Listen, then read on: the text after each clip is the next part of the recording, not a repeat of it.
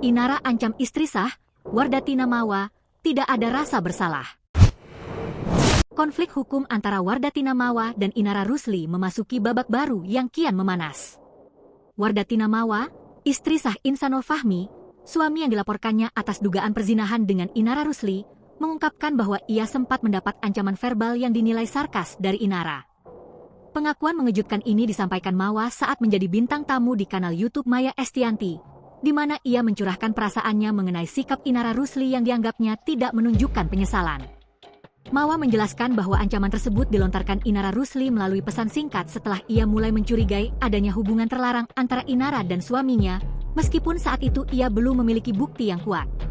Aku melihat proses tindakan dan perbuatan hubungan mereka itu seolah-olah kayak hal yang biasa saja. Di dalam video itu, CCTV, jadi enggak ada rasa bersalah, kata Mawa, merujuk pada bukti rekaman CCTV yang ia serahkan ke polisi. Mawa menyayangkan sikap Inara yang malah balik menyerangnya secara verbal. Menurut Mawa, Inara sempat mengeluarkan kalimat yang menyiratkan bahwa Mawalah yang bermasalah. Dia mengancam aku dengan kata-kata dia seolah-olah aku yang salah. Dia menyuruh aku untuk berobat jalan, ungkap Mawa.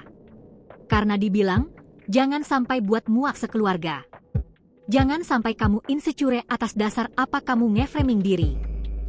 Mawa merasa terkejut dan terluka karena sebagai sesama perempuan, Inara justru bersikap tidak empatik terhadap posisinya sebagai istri sah yang tengah berjuang mempertahankan rumah tangga dan menghadapi kenyataan pahit.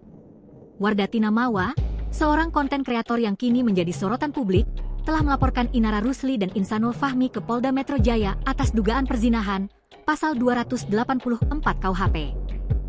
Meskipun proses hukum terus berjalan, Mawa tetap menuntut adanya itikat baik dan permintaan maaf yang tulus dari Inara Rusli. Download Tribun X sekarang, menghadirkan lokal menjadi Indonesia.